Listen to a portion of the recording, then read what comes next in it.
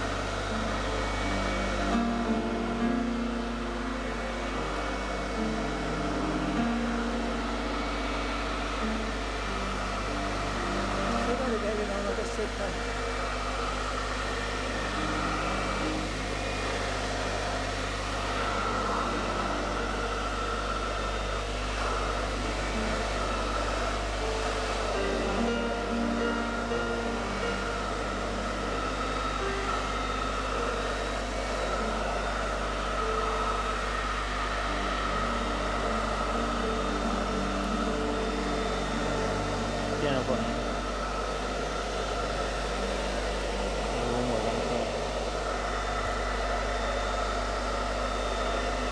Abbiamo un altro tipo di forno,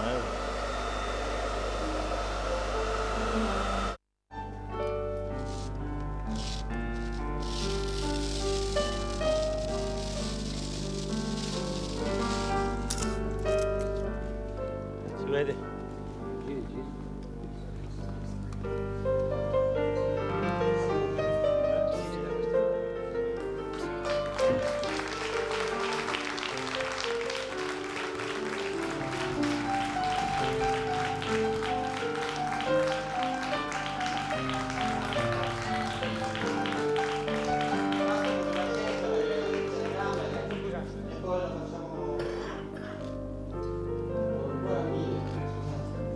Allora ve lo facciamo vedere con più calma e tranquillità. Da questo lato.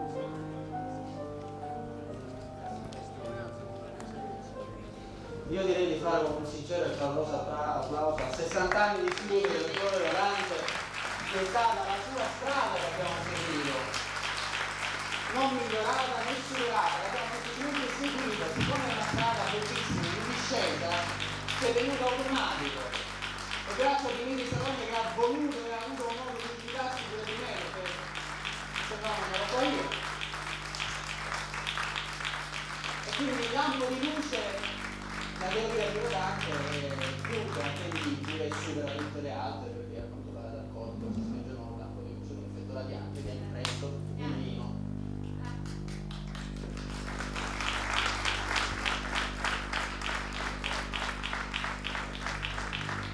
Bon, adesso noi questo poi ve lo facciamo vedere ovviamente perché è il primo. Vi posso dire anche una piccola chicca, di più non vi dico perché come ha detto il Papa e Santo Paolo, la sindrome è una sfida per l'intelligenza, quindi ho preferito scegliere questa linea anche più popolare, di non spiegarvi il cosa, il perché, il per come noi stiamo facendo il palco. È bene arrivarci, così come la fede, è bene che ci si arriva, uno non diventa un uomo di fede perché te la spiega un altro, arrivi a credere solamente se fai un tuo percorso. Voi adesso avete avuto modo di constatare che sulla sindone veramente è ripreso il tema della passione di Cristo E quindi questo è il senso del simposio. Concentrarsi sul fatto che quell'uomo ha, se Cristo poi questa è una cosa che sta a noi poi sentirlo dentro, vederlo così, è un rimando comune dalla passione di Cristo nostro Signore. Tempo poi di sistemare questo studio aperto, così l'ho conosciuto, è stato un bene farlo così. Tempo di sistemare, poi riprendiamo con le relazioni di Divini. Dopo 2000 anni di vedere ancora il segno tangibile della resurrezione, non più la passione e morte di Gesù Cristo, ma la resurrezione, senza la quale la morte di Cristo sarebbe stata inutile. Così anche se la bocca della Gioconda sembra nascondere un segreto e voler rappresentare addirittura il dorso, la schiena di Cristo impressa nella parte posteriore del telo sindonico, ciò non dimostra che la Sacra Sindone sia spalla destra, spalla sinistra, colonna vertebrale, sagoma della linea vertebrale, rientranza fianco sinistro, del corpo e del volto di Gesù flagellato e crocifisso impresso sul lino. E questa io definisco la performance, la trasfigurazione di Cristo.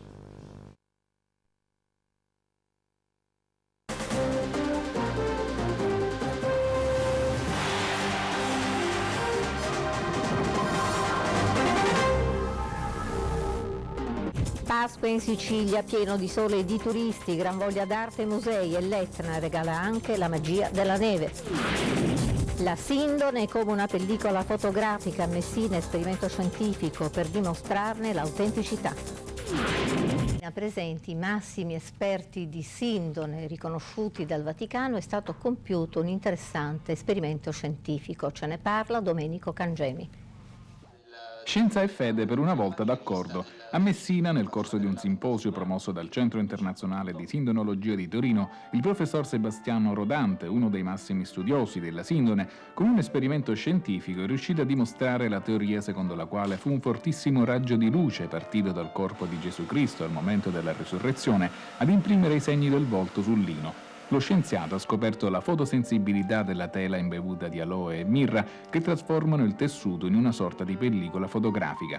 Dopo aver esposto alla luce un'immagine con il volto della Sacra Sindone e posto sotto di essa il tessuto impregnato delle due sostanze, il risultato è stato una tela simile alla Sindone con il volto di Gesù impresso. Io ho mostrato la possibilità che nel caso in cui dal corpo avvolto nel lenzuolo a un certo momento si fosse irradiato un lampo di luce istantanea ed abbagliante come quella solare, sul lino si sarebbero potuto stampare benissimo in negativo le impronte che oggi sono visibili sulla Sindone torinese.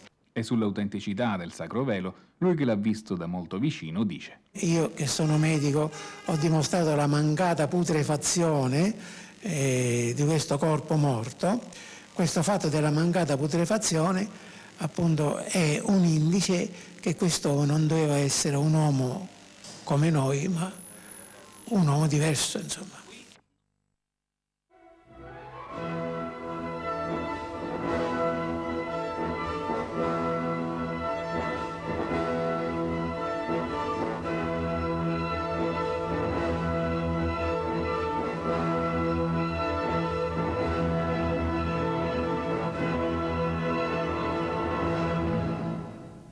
Il corpo di Gesù e sul quale si è impressa in negativo la sua immagine appassiona ancora gli addetti ai lavori e non, coloro che cercano un fondamento scientifico al fatto e quelli che invece ci credono solo perché hanno fede senza il bisogno di spiegazioni.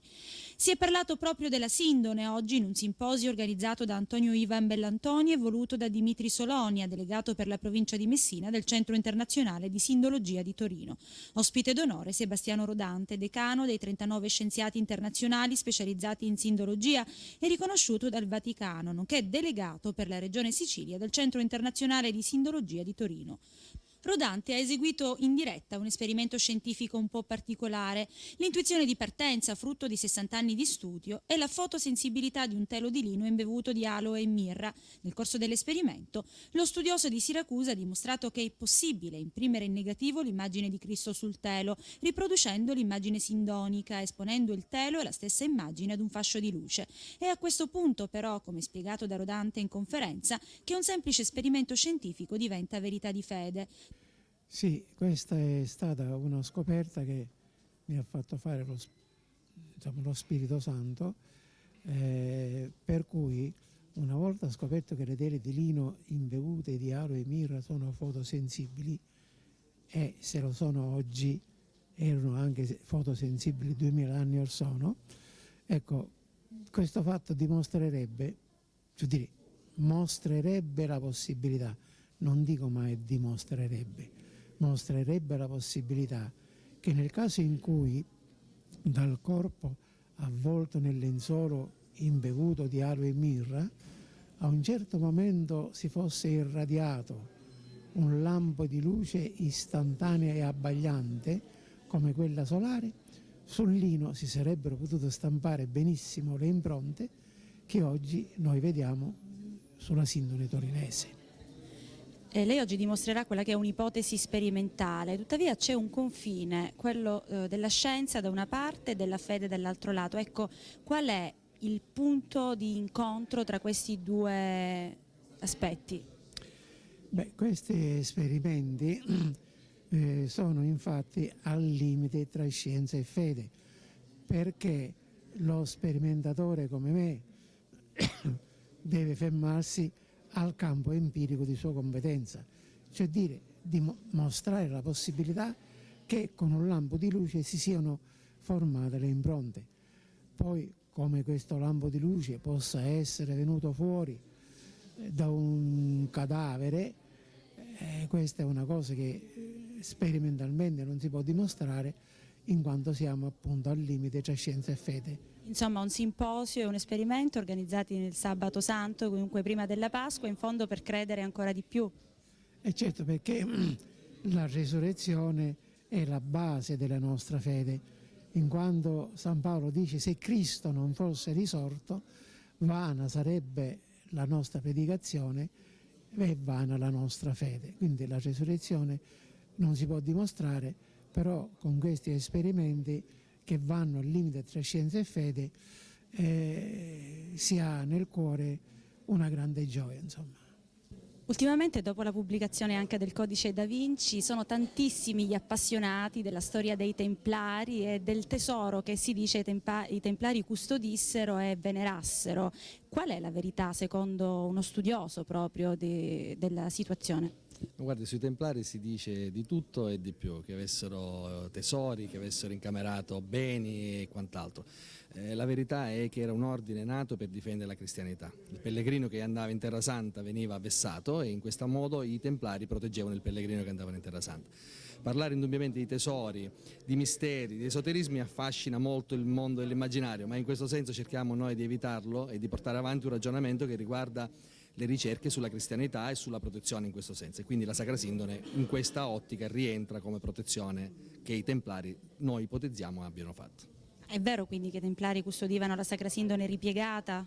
Non la ipotizziamo, non lo diamo per certo perché non riusciamo a poterla dimostrare concretamente, però ipotizziamo un'opportunità che fra il 1204 e il 1354 i Templari abbiano custodito la Sindone e quella che loro veneravano come immagine che viene definita Baphomet potesse essere effettivamente la Sindone ripiegata dove si vedeva il volto di nostro Signore.